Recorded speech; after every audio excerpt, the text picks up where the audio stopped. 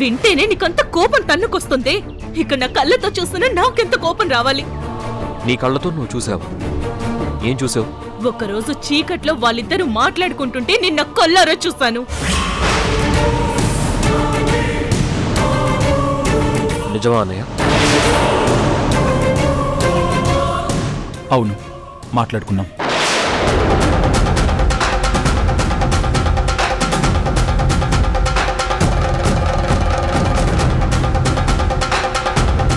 తన అన్నకి ఉద్యోగం లేదని ఉష నాతో చెప్పుకుని బాధపడింది.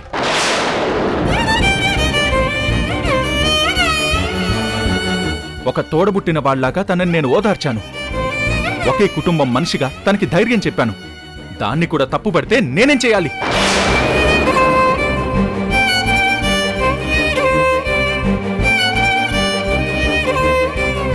అవునా? అయితే ఆ రోజు గార్డెన్లో ఆ ఈకలు పక్కపక్కలో ఏంటో మరి. నీకేమన్నా పిచ్చా? తన కంట్లో దుమ్ము పడితే అది తీయడానికి సహాయం చేశాను.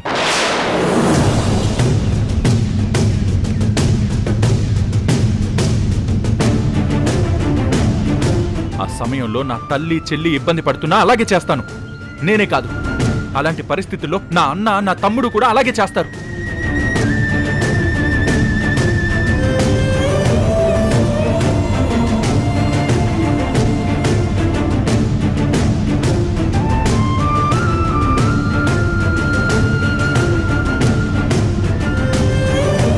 మీరు చనువుగా ఉండడం ఈ ఇంట్లో చాలా మంది చూశారు. ఎవరు చూశారు? మాట్లాడరే. ఇక్కడ ఎవరు చూశారు? ఏం చూశారు?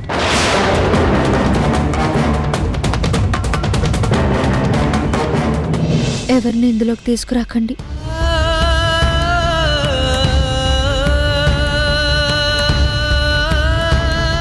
ఇక్కడ మనం ఆలోచించే విధానంలోనే తప్పులున్నప్పుడు వాళ్ళు చెప్పే మాటల ఆధారంగా నిర్ణయాలు జరగడంలో అసలు అర్థమే లేదు.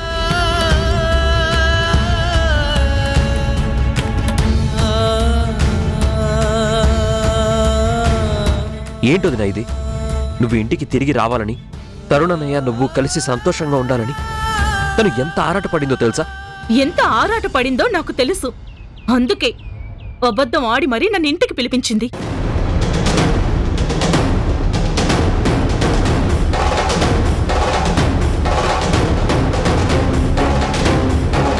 అబద్ధం ఎవరు చెప్పారు? ఏం అబద్ధం చెప్పారు? అవును కిరణ్, అత్తయ్య గారు రమ్మన్నారని ఉష నాకు చెప్పింది. క్షమించేశారని అబద్ధం చెప్పింది.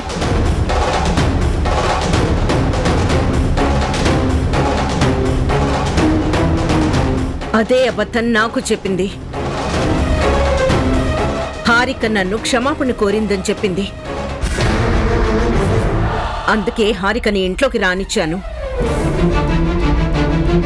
ఉషా, నీకు ఇంటికి కరెక్ట్ కాదు. అమ్మా ప్లీజ్. కరెక్టే, అబద్ధం చెప్పింది. ఆ అబద్ధం ఎవరి కోసం చెప్పింది? తన కోసమా, ఈ ఇంటి కోసమా?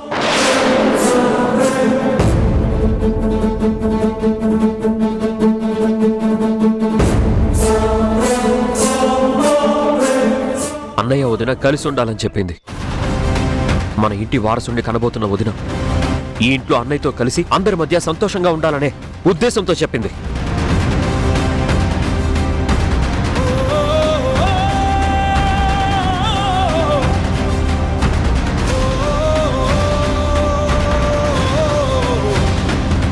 మన కుటుంబం కోసం, మనందరి ఆనందం కోసం తను చెప్పిన చిన్న అబద్ధం వల్లే కదా ఇప్పుడు అందరూ ఇలా సంతోషంగా కలిసి ఉన్నది.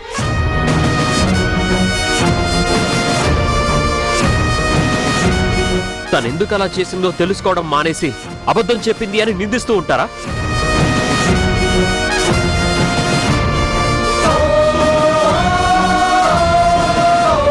వదిన, నా భార్యని నేను నమ్ముతున్నాను.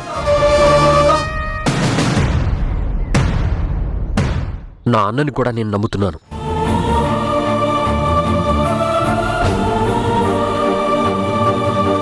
ఇక్కడ ఎవరేమనుకున్నా వీళ్ళు ఎలాంటి తప్పు చేసుండరని నేను నమ్ముతున్నాను.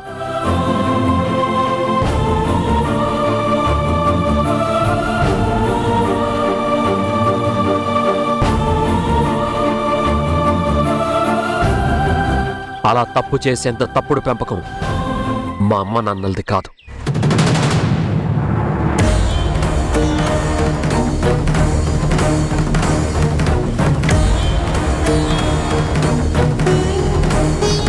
అయినా ఇంత పెద్ద నిర్ణయం తీసుకునేటప్పుడు నాన్నే చేస్తున్నారు.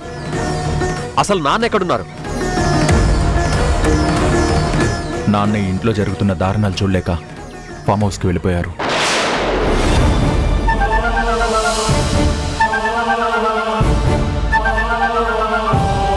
నిజమా అమ్మా?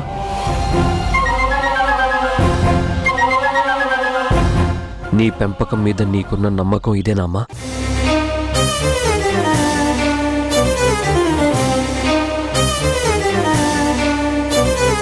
హారిక వదిన బాగుండాలని, తను మనతో పాటు ఇక్కడే సంతోషంగా ఉండాలని మనందరికన్నా ఎక్కువగా కోరుకుందే ఉష.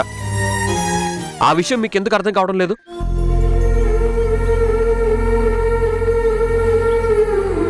హారిక వదిన ప్రెగ్నెంట్ అని తెలియగానే అందరికంటే ఎక్కువ ఆనందపడింది, తను ఇంటికి రావాలని పోరాడి తీసుకొచ్చింది ఉష. అది మీరెందుకు గ్రహించడం లేదు?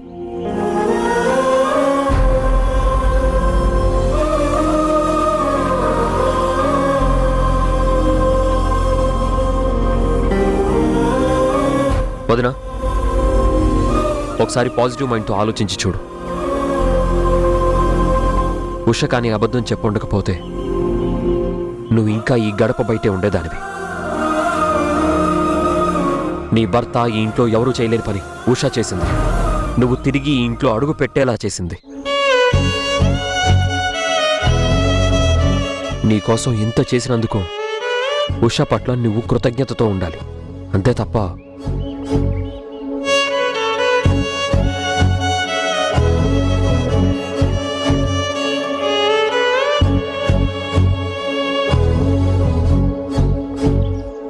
నేను నీలాగే ఆలోచించాను కిరణ్. కానీ ఉష గురించి నా మనసులో లేనిపోని అపోహలు తీసుకొచ్చింది మేఘనాకే.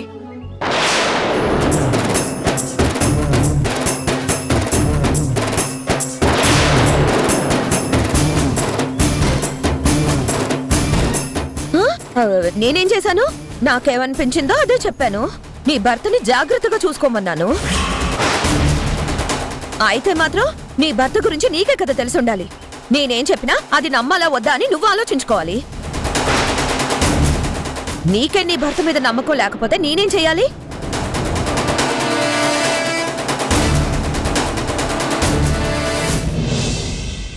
ఉషా,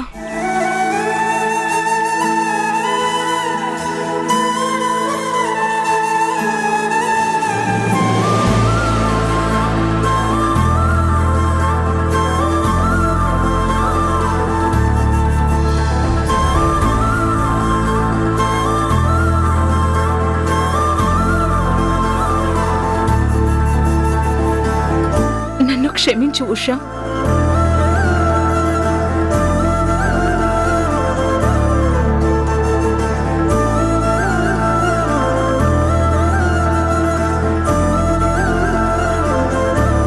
నీ గురించి చాలా తప్పుగా ఆలోచించాను. పర్లేదు లెక్క.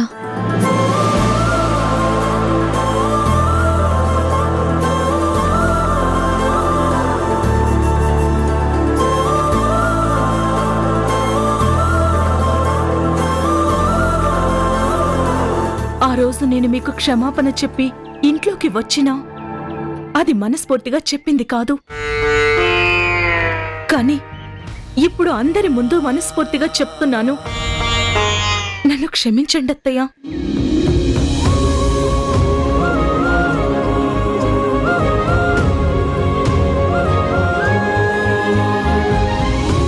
ఆ రోజు అహంకారంతో క్షమించమని అడగడానికి నాకు అహం అడ్డం వచ్చింది.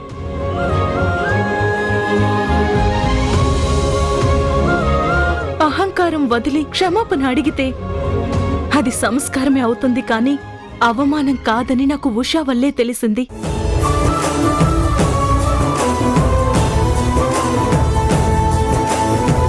ఈ రోజు కూడా ఎన్ని నిందలు వేసినా, ఎన్ని అవమానాలు ఎదురైనా కేవలం నా కోసం, నా బిడ్డ కోసం తన భర్తను కూడా కాదనుకొని ఈ ఇంటిని వదిలి వెళ్ళడానికి సిద్ధపడింది ఉషా.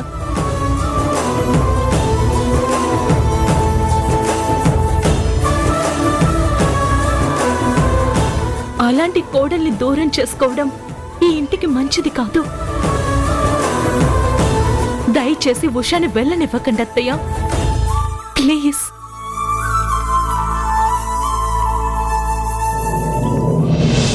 మేఘనా, దీనంతటికీ కారణం నువ్వే. అదే అత్తయ్య. నీలో లేనిపోని అనుమానాలు పెంచుకుని అందరి మనసులు పాడు చేసి ఇంత గొడవకి కారణమయ్యావు.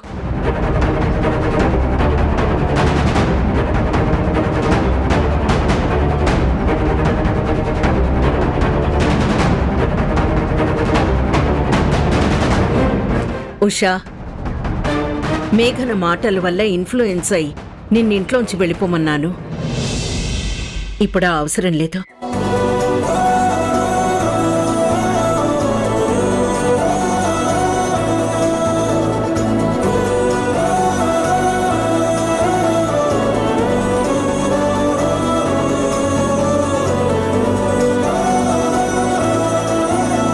పద.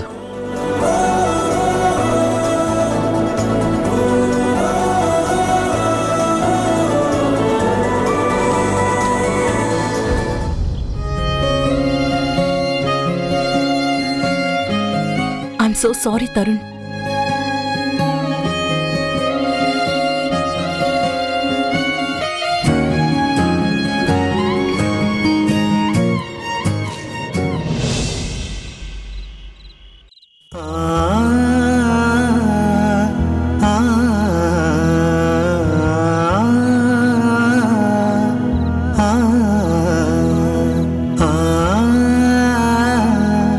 నన్నెంత ప్రేమించావో తెలుసు, నా కోసం ఎంత వేదనకి గురయ్యావో తెలుసు. అటు మీ అమ్మగారికి ఇటు నాకు నచ్చ చెప్పలేక నువ్వు ఎంతగా మదన పడ్డావో నాకు తెలుసు. అయినా నిన్ను అపార్థం చేసుకుని నేను బాధ పెట్టాను తరుణ్. నన్ను క్షమించు తరుణ్. నువ్విప్పుడు ఒట్టి మనిషివి కాదు హారిక. ఇలా బాధపడుతూ ఉంటే నీ ఆరోగ్యం ఏమవుతుంది? జరిగిందేదో జరిగిపోయింది. ఇప్పుడు అపార్థాలు తొలగిపోయాయి కదా, ఇక వాటి గురించి ఆలోచించి మనసు పాడు చేసుకోకు.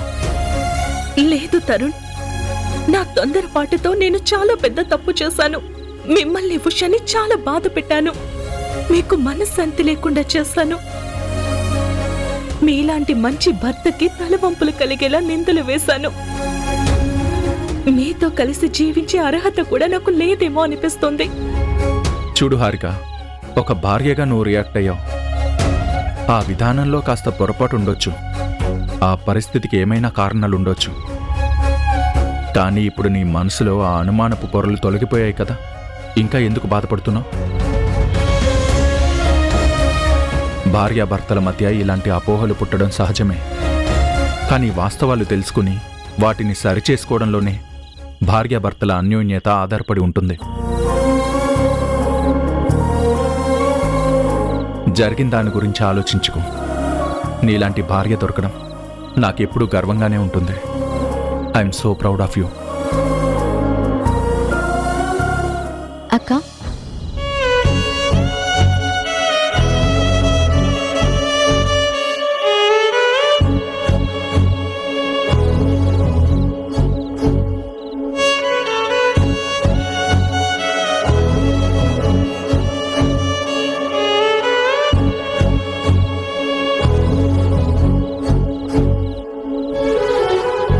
అక్క, నేను నిన్నేమీ విసిగించడానికి రాలేదు. జరిగిన గొడవల కారణంగా నువ్వు చాలా స్ట్రెస్ ఫీల్ అయి ఉంటావు. అది నీకు, నీ కడుపులో బిడ్డకి మంచిది కాదు. ప్లీజ్ అక్క, ఈ టాబ్లెట్ వేసుకో.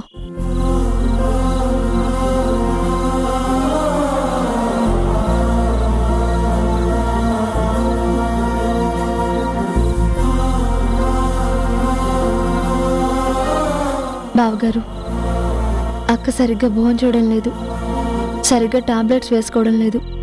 ఇక నుండైనా టైంకి మెడిసిన్ సరిగ్గా తీసుకుంటే సరిపోతుంది. అక్కని మీరు జాగ్రత్తగా చూసుకోవాలి.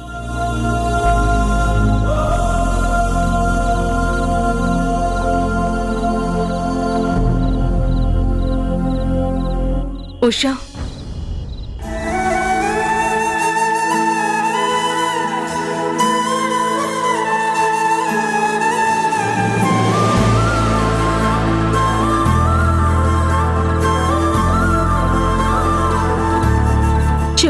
మాటలు విని నిన్నెంతో బాధ పెట్టాను. అనుమానపు పొరలు కమ్మి మిమ్మల్ని అపార్థం చేసుకున్నాను. మీలాంటి మంచి మనుషులను అవమానించి చాలా పెద్ద తప్పు చేశాను. నన్ను క్షమించు ఉషా. లేదక్కా, ఇది కేవలం చిన్న పొరపాటే కాని నువ్వే తప్పు చేయలేదు. ఈ ఇంట్లో ఎవరు మంచివాళ్ళో ఎవరు అవకాశవాదులో నాకిప్పుడే అర్థమైంది. అక్క, మన ఆలోచనలు పల్లానికి పారే నీరు లాంటివి. వాటిని ఆపడం అంత సులువు కాదు. అయినా సరే వివేకం అనే ఆనకట్ట కట్టి ఆ ఆలోచనల్ని ఆపాలి.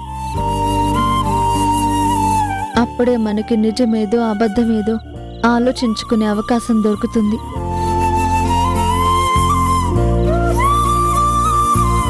నువ్వు చెప్పిందే నిజం ఉషా. నేనే వివేకం మర్చిపోయి ఇంట్లో అర్థం పర్థం లేని గొడవలకి కారణమయ్యాను. చాలా సంతోషంగా ఉందక్క. ఈ విషయం నువ్వు గ్రహిస్తావని నాకు తెలుసు, కానీ ఇంత త్వరగా అది జరుగుతుందని నేను అనుకోలేదు. దీనివల్ల జరగబోయే అనర్థాలని ముందే ఆపగలిగావు. బావగారు, నేను ఇంట్లో నుంచి వెళ్ళిపోతున్నానని తెలిసి మావయ్య గారు ఫామ్ హౌస్కి వెళ్లారు. ఫోన్ చేసి విషయం చెప్పి రమ్మని చెప్పండి.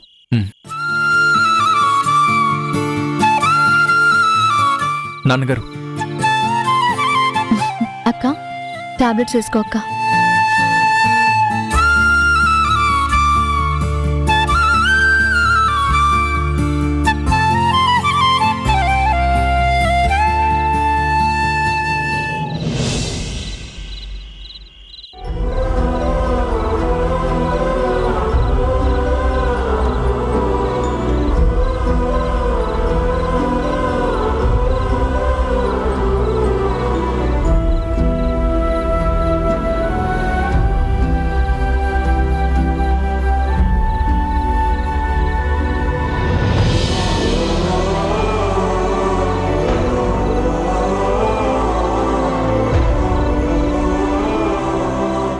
ఏవండి,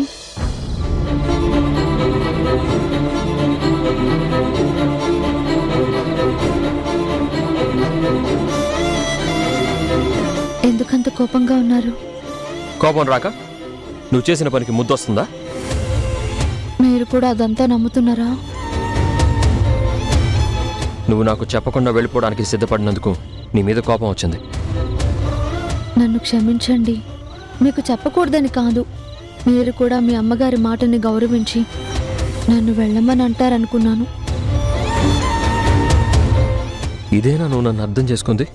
ఇంతేనా నేను నీకు విలువిస్తున్నాను అని నువ్వు అనుకుంది?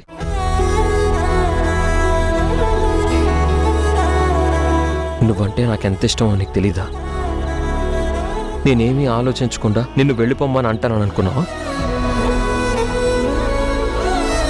ఎవరో ఏదో చెప్తే అది నమ్మేసి సీతమ్మల అడవులకి పంపించేయడానికి నేను రాముణ్ణి కాదు, ఇది త్రేతాయుగము కాదు. అయినా నీ మీద నాకు అపారమైన నమ్మకం ఉంది. ఆ నమ్మకాన్ని నువ్వెప్పుడూ ఒమ్ము చెయ్యవనే ధైర్యం కూడా నాకుంది. అలాగే మా అన్నయ్యల గురించి వాళ్ళ బిహేవియర్ మీద కూడా నాకు నమ్మకం ఉంది. ఏవో అపార్థాలు చోటు చేసుకుంటేనో ఎవరో నిందలు వేస్తేనో పోయేది కాదు. నీ మీద నాకున్న నమ్మకం.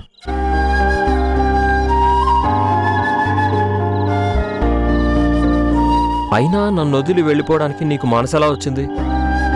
అంతేలే, నేనంటే నీకు అసలు లెక్కే లేదు. అదే లెక్క లేకపోవడం కాదండి. మీ మీద, ఈ కుటుంబం మీద నాకున్న గౌరవం. హారిక అక్కకి ఇబ్బంది కలిగించకూడదు అనే ఆలోచన, అంతే. వాటెవర్. నీకు కష్టంలోనూ సుఖంలోనూ తోడుగా ఉండాల్సిన వాడిని నీకు కష్టం వస్తే వదిలేస్తానని ఎలా అనుకున్నావు? ఇక నుంచి అలాంటి ఆలోచన కూడా నీ మనసులోకి రానివ్వకు. నాకు చెప్పకుండా ఇలాంటి నిర్ణయాలు ఎప్పుడూ తీసుకోవడానికి వీల్లేదు. అర్థమైందా? అర్థమైంది.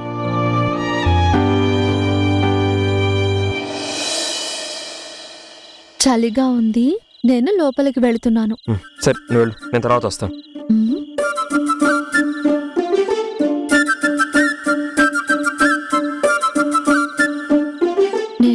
చలిగా ఉంది, లోపలికి వెళుతున్నాను అని చెప్తున్నాను. అర్థమవుతుందా? దాంట్లో అర్థం కావడానికి ఏముంది? నా కర్మ. అర్థమైతే లోపలికి రండి.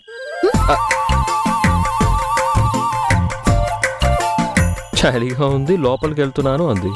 అందులో అర్థం కావడానికి ఇంకే.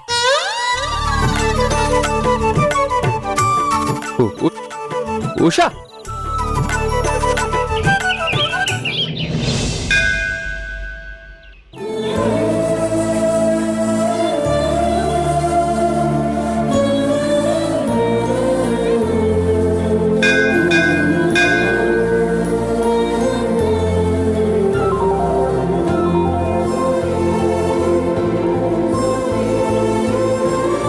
భగవంతుడా, అత్తగారన్నట్టు నేను ఇల్లు విడిచి వెళ్ళి ఉంటే నా పుట్టింటి వాళ్లకు రోదనే మిగిలేది. చివరికి ఆయన రూపంలో అడ్డుపడి నన్ను కాపాడావు. ఇంట్లో మొదలైన అపార్థాలు తొలగిపోయేలా చేశావు. కానీ తనకి ప్రాణమైన సంగీతాన్ని వదిలేయటం చాలా బాధగా ఉంది. తను దైవంగా భావించే గురువుగారు తనని సంగీతానికి పనికిరావు అన్నందుకు శాశ్వతంగా సంగీతాన్ని వదిలేసి తల్లి కోసం బిజినెస్ వైపు అడుగులు వేశారు.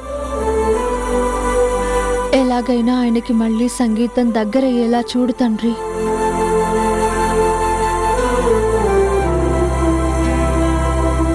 చౌరాస్య గారు, మీకు మనస్సాక్షి అనేది ఒకటి ఉందా?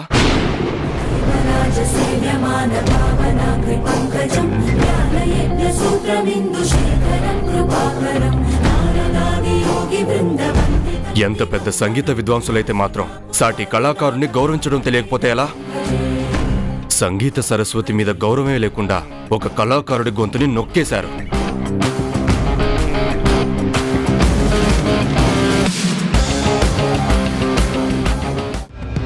గురువుగారు,